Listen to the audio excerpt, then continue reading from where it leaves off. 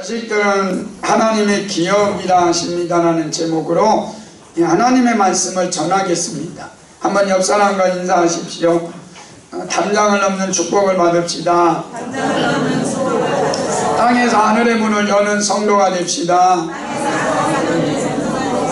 한번 더 인사하십시오. 나는 죽고 예수로 삽시다. 나는 죽고 예수로 삽시다. 아멘.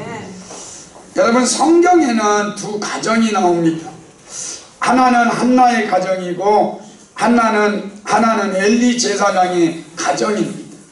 그런데 엘리 제사장의 가정을 보면 엘리 제사장이 자녀들을 하나님의 말씀으로 예배를 귀하게 여기고 하나님을 존귀하게 여기지 못했습니다. 그래서 그 두 아들이 어떻게 하나님이 평가합니까? 사무엘상 2장 12절에서 17절입니다. 같이 읽겠습니다. 시작. 엘리의 아들들은 행실이 나빠 여호와를 알지 못하더라. 이 소년들의 죄가 여호와 앞에서 심히 크면 그들이 여호와의 제사를 멸시하였더라. 그러니까 엘리 제사장의 가정은 자녀 교육을 잘못하니까 그 자녀들이 뭐했다? 여호와를 알지 못했다. 제사장인데 하나님을 알지 못했다. 그리고 그들의 죄가 너무 큰 게 뭐냐? 하나님의 제사를 멸시했다. 그러니까 하나님의 제사를 멸시하니까 그 가정이 완전히 망하는 가정이 된 거예요. 두 아들은 전쟁터에 가서 죽게 되고 그 소식을 들은 아버지는 엘리 제사장은 의자에서 넘어져서 죽게 되죠. 그러니까 하나님 앞에 그 가정이 완전히 멸망하는 가정이 됐다. 그러나 여러분, 한나의 가정을 보십시오. 그 한나와 엘가나는 어떤 사람입니까? 하나님을 두려워하고 하나님을 경외하고 하나님 앞에 예배드리는 그런 부부였어요. 그러다 보니까 그 부모 밑에서 사무엘이 태어났는데 그 사무엘이 어떻게 자랍니까? 사무엘상 2장 18절입니다. 같이 읽습니다. 시작. 사무엘은 어렸을 때 세마포의 옷을 입고 여호와 앞에서 섬겼다. 그러니까 부모가 하나님을 그렇게 잘 섬기니까 그 자식이었던 사무엘도 여호와 앞에서 하나님께 예배하고 하나님을 섬기고 그리고 하나님께 나아가는 그런 사람이 되니까 하나님께서 그 사무엘을 통해서 나라와 민족을 구원하는, 이스라엘을 구원하는 놀라운 하나님의 역사를 이루는 은혜와 축복이 있게 된 거예요. 그래서 여러분, 가정이 중요합니다. 여러분, 지금 사단이 가정을 다 깨고 있어요. 여러분, 부모가 자식 죽이는 거 이건 쉬운 일로 돼 있잖아요. 부모가 그렇게 하고 또 자식이 부모를 죽이는 그런 시대에 살고 있는 우리들에게 중요한 메시지.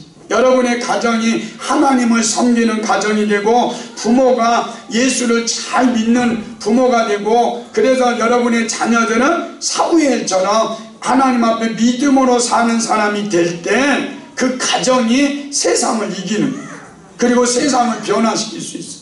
여러분, 사무엘상 2장 30절에 이렇게 말씀합니다. 같이 읽습니다. 시작. 이제 나 여호와가 말하노라. 결단코 그렇게 하지 아니하리라. 나를 존중히 여기는 자는 내가 존중히 여기고 나를 멸시하는 자는 내가 경멸하리라. 그러니까 하나님을 멸시하고 하나님을 경멸했던 엘리 제사장의 가정은 망한 거예요. 그런데 하나님을 존중히 여기고 그리고 하나님을 귀하게 여긴 그 한나의 가정은 하나님이 축복하셔서 그 사무엘을 통해서 하나님의 역사를 이루는 거예요. 여러분, 세상이 지금 어렵고 힘든 그런 가정입니다. 여러분, 이런 가정 속에서 여러분과 제가 뭐 해야 하느냐? 하나님을 존중히 여기고 하나님을 귀하게 여기고 그리고 그 하나님 앞에 예배하는 가정이 될 때 그 가정이 세상을 변화시키고 자녀들이 세상을 움직이는 하나님의 역사를 이루는 은혜와 축복이 있게 될 겁니다. 그래서 여러분의 가정이 엘리 제사장의 가정이 아니라 한나와 같은 가정이 되어서 그 가정에서 사무엘 같은 일꾼들이 나오고 그리고 하나님의 영광이 나타나서 세상을 변화시키는 축복의 가정이 되는 저와 여러분이 되시기를 예수님 이름으로 축원합니다. 여러분, 자식들이 하나님의 기업이라고 하면 기업은 경영을 해야 합니다. 첫 번째, 자녀라는 기업의 주인이 하나님이신 것을 알고 말씀으로 양육해야 된다, 이렇게 말. 3절을 한번 읽겠습니다. 3절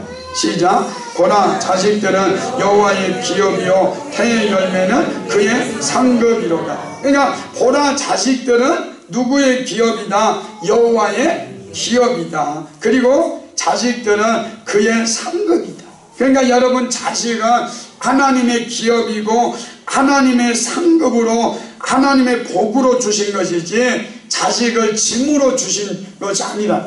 어떤 사람은 자식을 막 짐으로 여겨. 그런데 하나님께서 말씀합니다. 여러분의 자식은 하나님이 기업으로 주셨고 그리고 상급으로 여러분의 자녀를 주셨다. 왜요? 여러분의 자녀를 하나님께서 주신 것은 여러분을 축복하시기 위해서 하나님께서 기업으로 상급으로 주셨다. 그러니까 그 자녀들을 어떻게 해야 합니까? 잘 양육하고 하나님 앞에 나가야 합니다. 그래서 여러분의 기업이 잘 되면요, 그게 놀라운 축복이에요. 그러니까 여러분, 그 전에 이명박 전 대통령께서 이 간증을 한번 들었어요. 그분이 장로님이잖아요. 그런데 이분이 장로님인데 이분이 가정이 어떤 가정이었냐면 너무 어렵게 살았대. 그래서 막 시장에서 그 배추 시래기를 갖다가 5명의 그 자녀를 길렀던 것이 엄마라. 얼마나 어렵게 살았겠어요. 그런데 이 5명의 이 자녀를 놓고 엄마가 한 것이 뭐냐면 새벽에 가서 눈물로 기도했다.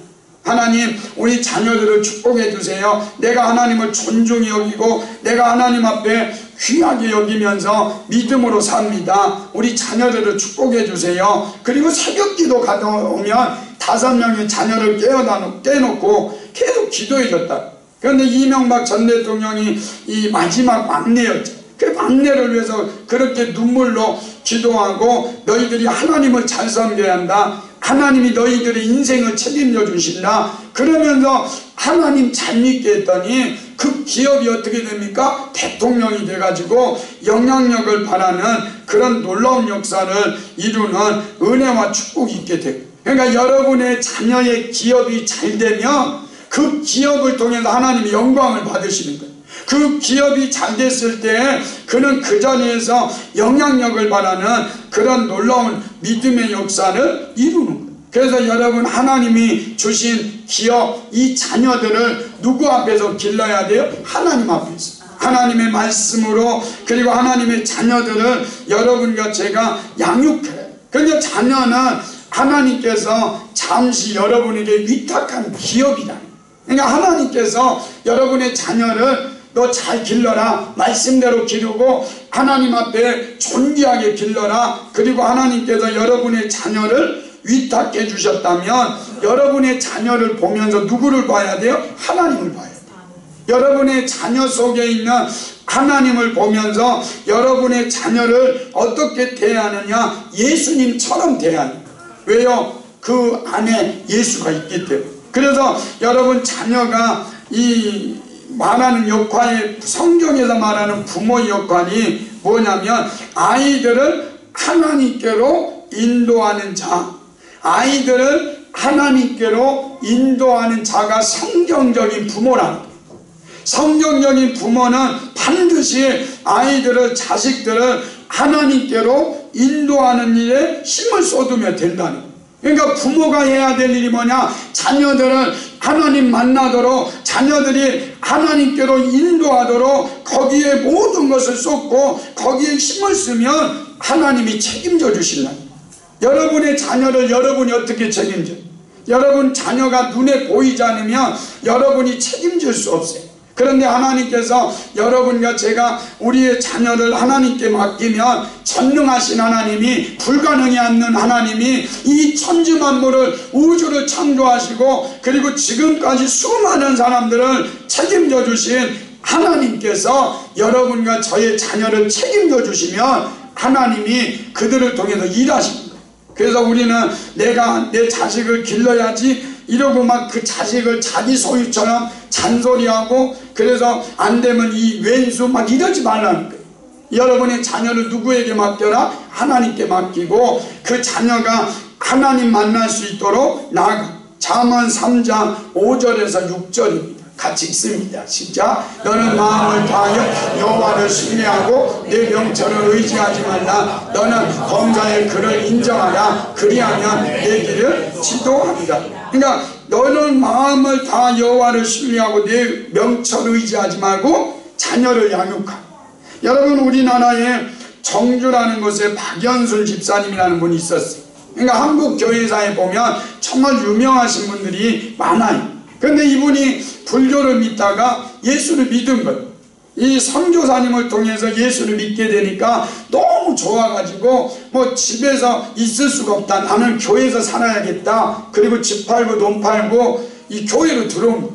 그러니까 여러분 보고 집 팔고 돈 팔고 오라는 얘기가 아니요. 그게 옛날에 그랬다는 거예요.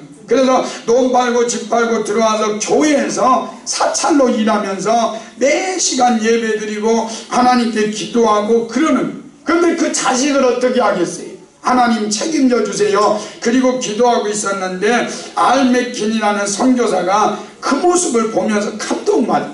이야, 너무 멋있다. 그러면서 이 자식은 내가 책임져야겠다. 그래서 중국으로 데려가서 고등학교를 졸업시키고 미국에 데려가서 프린스턴에서 공부하고 예일 대학에서 박사학위를 받고 돌아왔어요. 그리고 그분이 누구였니? 초대 문교부 장관이 됐고 연세대학교 초대 총장이 된 사람이 누구냐? 백낙준 박사.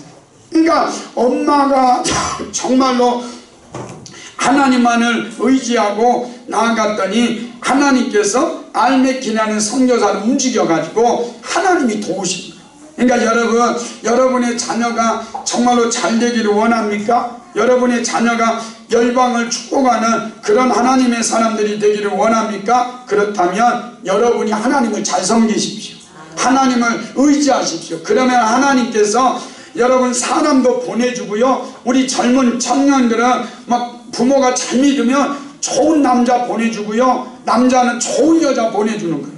그래서 하나님께서 역사하시는 거예요. 그래서 우리의 삶은 누가 책임져 주시느냐? 하나님께서 책임져 주시죠. 그래서 여러분의 자녀를 노엽게 하면 안 돼요. 여러분 막 자녀를 가지고 노엽게 하지 말라는 거예요. 에베소서 6장 4절입니다. 같이 읽습니다. 시작. 또 아비들아 너희 자녀를 노엽게 하지 말고 오직 주의 교훈과 훈계로 양육하라. 그러니까 여러분의 자녀를 자기 것이라고 생각하니까 자기 자식 보고 막 화내잖아. 매일 화내. 그러지 말라는 거예요. 여러분의 자녀는 주의 교훈과 훈계로 양육하라는 거예요. 주의 교훈과 훈계로 양육할 때 하나님이 책임져 주시죠. 잠언 22장 6절입니다. 시작. 마땅히 행할 길을 아이에게 가르치라. 그리하면 늙어도 그것을 떠나지 아니하리라. 그러니까 마땅히 행할 길을 아이에게 가르치라. 어렸을 때 아이에게 하나님의 그 믿음 말씀을 심어놓으면 늙어도 그것을 떠나지 않고 믿음을 지키는 거예요.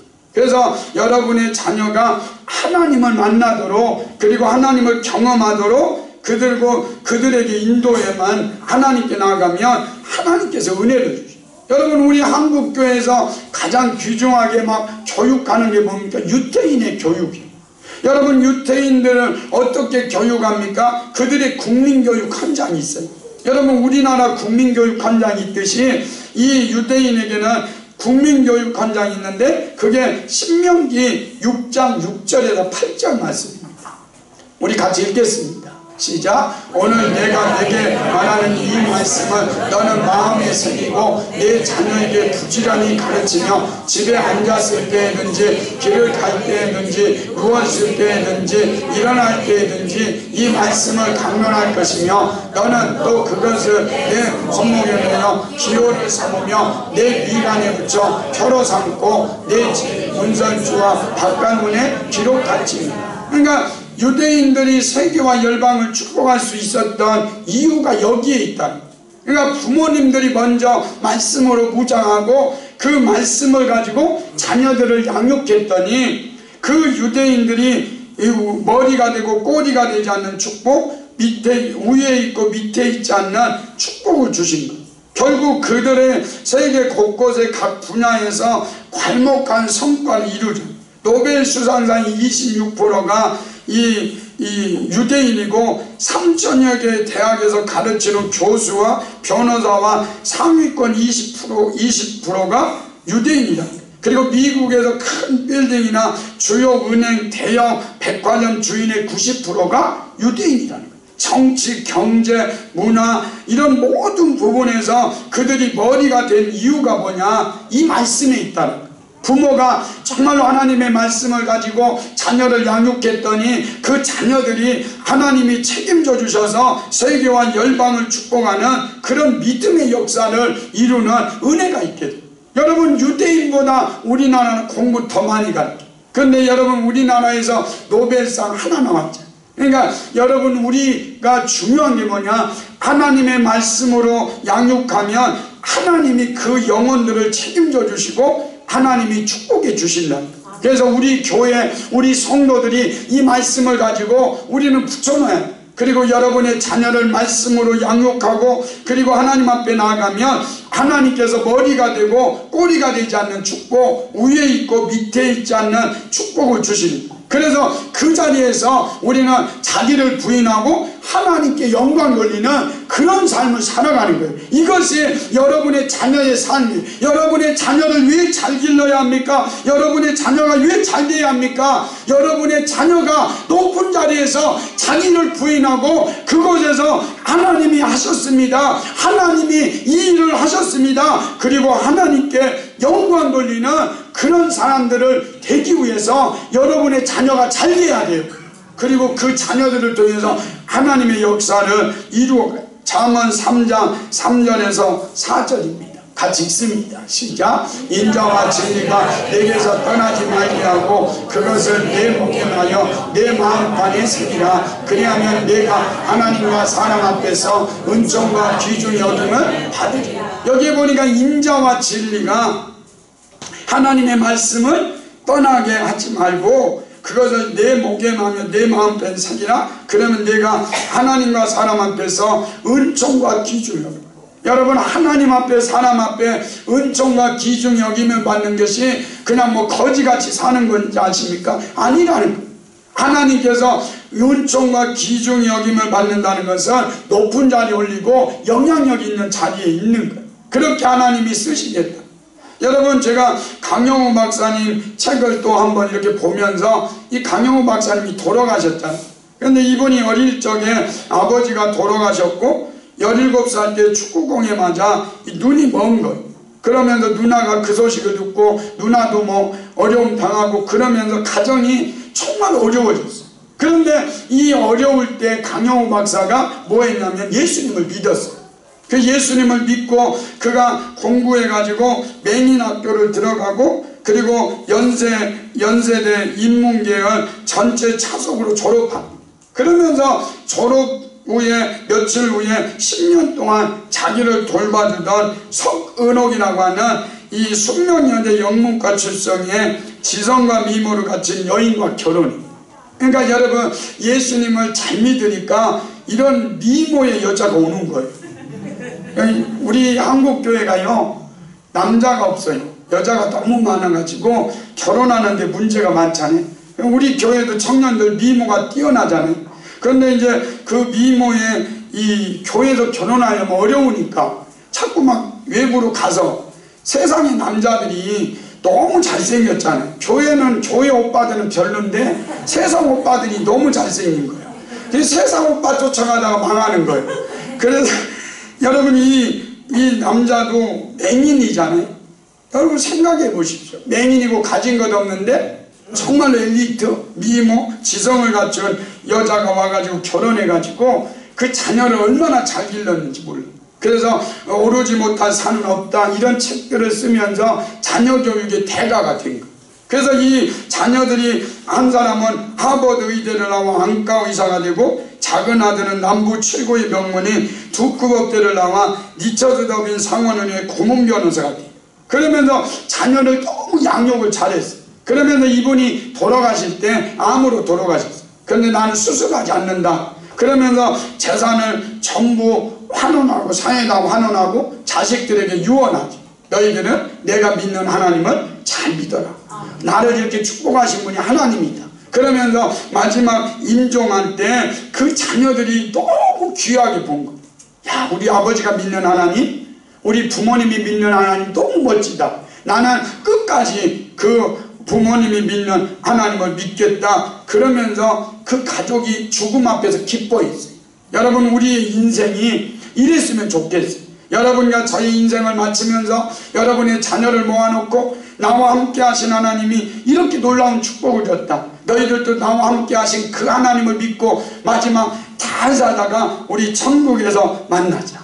우리 제자대학 할 때 유언장 쓰라고 했더니요, 유언장 쓴 거 보니까 대단하죠. 우리는 죽음 앞에 언제 설지 모르잖아요. 그때 우리는 뭐하자? 하나님 앞에 정말 내가 섬기는 하나님이 너무 귀했다. 하나님이, 내가 섬겼던 하나님이 나를 이렇게 축복했다. 그러니까 너희들도 나와 함께 이 천국에서 만나기 전까지 주를 위해서 살아라. 사명을 위해서 살아라. 그렇게 멋지게 말하고 나가. 신명기 28장 1절입니다.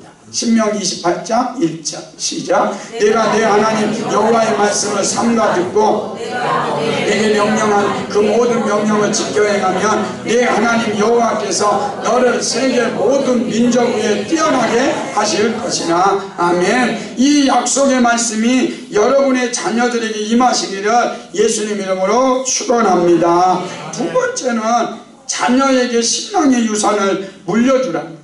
여러분, 신앙의 유산이 참 중요해요. 여러분, 우리 교회 제가 7시 반에 이철 집사님하고 정소영 집사님 두 분 놓고 예배 드려요. 그런데 이철 집사님이 그러더라. 자기는 부모님에게 물려받은 게 없는데 신앙의 유산을 물려받았다. 그래서 너무 그것이 지금 감사하다. 이렇게. 여러분, 록펠러가 16세에 회사에 입사해서 31세에 세계에서 가장 유명한 석유회사 경영인이 됩니다. 한평생 4,928개 교회를 세우고 그리고 24개 대학을 세웠어요. 그 중에서 시카고 대학은 52명의 노벨상 수상자를 배출한 명문 대학입니다. 그런데 이 록펠러라는 사람이 태어났을 때 너무 가난했어요. 가난하고 힘들고 어려운 환경이었는데 신문파리와 공장 직공으로 생활했어요. 그러나 그는 무엇보다도 어머니로부터 신앙의 유산을 물려받았어요. 그래서 이 록펠러가 이렇게 대부호가 됐는데 기자들이 와서 물어봅니다. 아니, 록펠러 회장님, 당신이 이렇게 잘 된 것이 어떤 이유입니까? 그랬더니 록펠러가 그러는 거예요. 나는 어머니로부터 신앙의 유산을 물려받았다. 그게 뭐냐면 첫 번째는 이렇게 첫 번째 신앙의 유산은 11조 생활이었다. 항상 호주머니에 11조를 넣고 11조 생활했고, 두 번째는 교회에 가면 제일 앞자리에 앉았다. 그리고 세 번째는 교회 일에 순종하고 목사님 마음을 아프게 하지 말라는 것이었다. 어려서부터 어머니로부터 받은 신앙 유산을 통해서 평생 그것이 록펠러가 이렇게 갑부가 되는 길을 열었다. 여러분, 만약에 록펠러의 어머니가 이런 신앙의 유산을 물려주지 않았다면 록펠러가 나오지 않았습니다. 그러니까 록펠러의 신앙의 유산이 어디에 있느냐? 어머니로부터 온 거예요. 어머니가 기도하고 신앙의 유산을 물려줬죠. 여러분, 저는 또 이런 걸 보면서 그래요.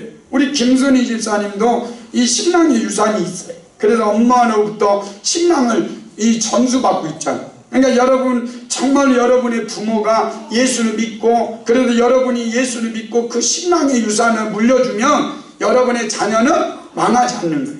언제까지 은혜가 임하냐? 천대까지. 출애굽기 20장 5절에서 6절 같이 있습니다. 시작. 내 하나님 여호와는 질투하는 하나님인저 나를 미워하는 자의 죄를 갚되 아버지로부터 아들에게로 3, 4대까지 이르게 하거니와 나를 사랑하고 내 계명을 지키는 자에게는 천대까지 은혜를 베푸시는다. 그러니까 여러분, 이 자녀들이요, 엄마가 아빠가 예수 믿으면 맨날 절해야 돼. 왜? 엄마 아빠가 불교 믿었어 봐. 여러분 신천지 믿었어 봐요. 여러분 그리고 하나님의 교회 믿었어 봐요. 그러면 여러분 자녀들을 그렇게 너 여기에 오라고 하고 그럴까? 그런데 여러분이 예수를 믿었고 여러분의 부모가 예수를 믿었고 여러분의 자녀가 그래서 감사해야 돼. 왜요? 부모가 예수 믿으니까 여러분의 자녀들이 축복이잖아. 이게 은혜예요. 여러분 우리 창세기 26장에 보면 이삭이 애굽으로 이사 가려고 하니까 하나님이 그러잖아. 이삭아 애굽으로 내려가지 마. 아예 하나님 지금 여기 흉년이 들어갔고 너무 힘든데 어떻게 합니까? 내려가지 마. 내가 너 책임져 줄게. 그러면서 이삭이 내려가지 않고 하나님 앞에 나오니까 축복을 줍니다. 창세기 26장 12장 시작. 이삭이 그 땅에서 농사하여 그 해에 100배나 얻었고 그리고 그 다음에 보면 장성해지고 왕성해지고 마침내 거부가 됐다. 이렇게. 그런데 여러분 이삭이 순종을 잘한 것도 있지만 성경에는 중요한 열쇠가 있어요. 그 이삭이 그렇게 잘된 이유가 아브람 때문이라는, 아버지 때문이라는 거예요. 창세기 26장 5절입니다. 같이 읽습니다. 시작. 이는 아브라함이 내 말을 순종하고 내 명령과 내 계명과 내 율례와 내 법도를 지켰습니다. 여러분 이삭이 이렇게 축복받을 수 있었던 것은 아브라함이 하나님의 명령의 계명과 율례를 지키고 하나님의 말씀에 순종했더니 하나님께서 그 자녀를 축복해 주셨다. 여러분 우리 기대되잖아요. 여러분이 지금 우리 교회에서 하나님의 교회, 이 교회의 주인은 예수님이셔요. 그러니까 이 교회에서 여러분들이 제가 말씀에 순종하고 명령과 규례와 법도를 지키면 하나님께서 여러분 당대에도 축복을 주시지만 여러분의 자녀들에게는 더 큰 축복이 있다는 거예요. 그러니까 여러분과 저는 하나님의 말씀 순종하는 일에 목숨을 거는 거예요. 왜요? 그 신앙의 유산을 통해서 여러분의 자녀가 잘 될 것이고 이삭과 같은 축복을 받게 될 겁니다. 그래서 여러분이 아브라함처럼 하나님의 말씀에 순종해 가지고 여러분의 자녀가 정말로 농사할 때마다 100배나 있고 창성해지고 왕성해지고 거부가 되는 그런 축복이 여러분과 저에게 임하고 그리고 이 신앙의 유산을 물려주므로 여러분의 자녀들이 흥왕하고 잘되는 은혜와 축복이 오늘 이 시간에 임하시기를 예수님 이름으로 축원합니다. 마지막 세 번째는 기업인 자녀를 위해서 기도해야 1절을 한번 읽겠습니다. 시작. 여호와께서 집을 세우지 아니하시면 세우는 자의 수고가 되며 여호와께서 성을 지키시지 아니하시면 파수꾼이 깨어 있음이 헛되거든. 여러분의 자녀가요 하나님 믿지 않고 아무리 성공해도 소용없어요. 여러분의 자녀가 정말 이 땅에서 잘 먹고 잘 살다가 지옥 가면 그게 무슨 의미예요? 자식 농사 잘못된 거예요. 그러니까 여러분 자녀를 위해서 우리는 눈물을 흘려야 돼요. 우리 예수님이 그랬어요. 예루살렘을 위해서 울지 말고 내 자식들을 위해서 울어라. 여러분 우리가 정말로 이 땅에 살면서 내 자식이 하나님 앞에 나오도록 울어야 돼. 우리 은수동 집사님은 자식 한 분은 또 잘 믿고 한 분은 잘 안 믿을 때 마음이 아프잖아요. 그래서 그거 가지고 저한테도 얘기하더라. 그러면서 이 자식들이 정말 효자예요. 그런데 저는 더 간절하기는 그 자녀를 놓고 기도하셔서 그 자녀들이 다 주님 앞에 나와서 그 주님을 섬기다가 영원한 천국에서 우리를 만나요. 여러분 오늘 여기에 보니까 여호와께서 집을 세우지 아니하시면 세우는 자의 헛되고 여호와께서 성을 지키지 않으면 여러분 모든 것이 헛돼요. 여러분 이 세상이 지금 어려운 시대에 이제 앞으로 동성애 문제가 계속 될 것이고 그리고 세상은 사단이 악하게 해요. 여러분 세상에 음란한 문화가 막 더 많이 일어날 거예요. 그리고 이 세상은 정말로 힘들고 어려운 세상을 살아갈 거예요. 돈은 많지만 우리나라가 정말로 이렇게 어떤 이 경제가 좀 좋지만 그러나 이런 때일수록 우리 아이들의 영혼은 힘든 거예요. 여러분 이 아이들이 이 세상에 살아가려면 돈이 아이들을 지켜주지 않아요. 학력이 지켜주지 않아요. 권력이 지켜주지 않아요. 우리 아이들을 세우고 지켜주시는 분은 하나님 한 분밖에 없는 거예요. 그 하나님이 우리 자녀들을 축복해 주셔야 돼요. 우리 하나님이 우리 자녀들을 지켜주시고 세워주시면 우리 자녀들은 이 나라 민족을 이끌어가는 위대한 인물들로 세워질 거예요. 여러분, 저는 지금 대통령 선거를 보면서 동성애 문제, 차별금지법, 보안법 이런 문제를 들으면서 저는 그런 거예요. 하나님이 세우시는 왕에게 우리는 권위에 순종합니다. 그러나 하나님, 우리 자녀들이 정말 이 나라 민족을 이끌어가고 정말 우리 자녀들이 기독교인들이 일어나서 정말로 이것들이 잘못된 것, 정의, 공의를 생각하고 정의를 세우고, 그래서 하나님의 나라, 하나님의 의가 얼마나 귀중한지를 보여주는 우리 자녀들이 많이 일어나게 해주세요. 그래서 그 자녀들이 이 나라 민족을 이끌어가고 이 사단의 나라를 멸하고, 그리고 하나님의 영광을 드러내는 그런 아이들로 자라기 위해서 여러분과 제가 뭐하자? 정말 하나님 앞에 기도하자. 두 손 들고 기도하는 것. 여러분, 두 손 들고 기도하는 사람을 통해서 하나님은 일하십니다. 여러분, 우리 한국교회사에도 보고 지금 많은 사람들 보면 정말로 기도하는 어머니가 있어요.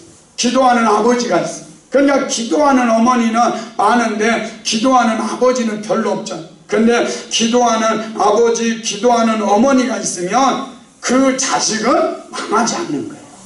자식은 누가 책임져 주니까? 하나님이 책임져. 여러분, 한나를 보십시오.